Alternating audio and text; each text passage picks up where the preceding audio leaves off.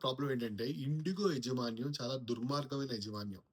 Okay. వేల కొద్దీ flights వాళ్ళు వందల కొద్దీ పైలట్‌లతో నడిపి, కోట్ల కొద్దీ డబ్బు మూట కొట్టాలనే ఒక అత్యాశ.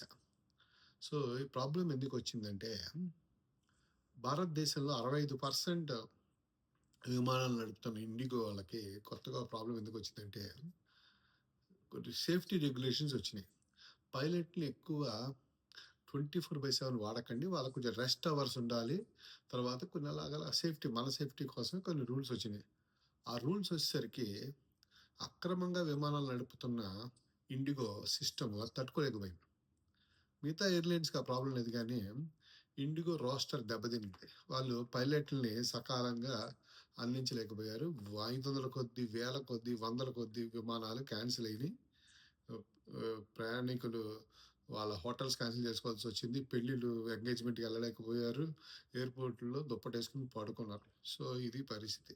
సో, ఎట్లా ఉందంటే India is growing fast. But system సరిగ్గా దానికి తగ్గట్టుగా ఎదగట్లేదు. ఈ యజమాన్యపు అత్యాస వల్ల, ఈ దుర్మార్గమైన మేనేజ్‌మెంట్ వల్ల. ఇలాంటి దుర్మార్గమైన మేనేజర్‌ని వాళ్ళు కావాలని ఎత్తుకుంటారు.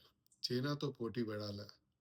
మనం కూడా చాలా క్రూయల్‌గా ఉండాలి. చైనా వాడు 70 గంటలు పని చేస్తున్నాడు.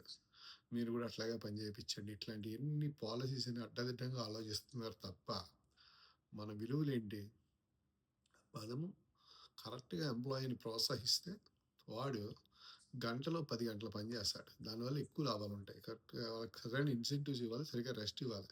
సో, ఏదైనా సరే సస్టైనబుల్ వ్యవహారంగా పనిచేయాలి. అంతేగాని అత్యాశకు పోయి బంగారు బాతు స్టోరీ ఉంది చూసారా అట్లా ఉంటది. సో, దీనికి పరిష్కారంగా ఇప్పుడేంటంటే, ప్రస్తుతానికి విమానాలు ఆగిపోయినాయి గానీ, సో, ఇండిగో రెడీగా లేదు గాబట్టి, గవర్నమెంట్ కొంచెం టైం ఇచ్చింది. ఫిబ్రవరి వరకు కొంచెం ఈ రెగ్యులేషన్ నుంచి వాళ్ళకి రిలాక్సేషన్ ఇచ్చింది. సో, ఈ లోపల వాళ్ళు సర్దుకోవాలి. సో, దీనివల్ల విమానాలు ఖరీదు మళ్ళీ పెరుగుతదా? I don't know. పెరిగినా కూడా మన సేఫ్టీ కోసం మంచిదే. ఇంకొక విషయం చెప్పాలి. మీరెప్పుడైనా ఇండిగో ఫ్లైట్ ఎక్కండి. ఆళ్ళ స్టాఫ్ చాలా దుర్మార్గంగా ఉంటారు. ఎందుకో తెలుసా? ఆళ్ళ యజమాని దుర్మార్గంగా ఉంటది.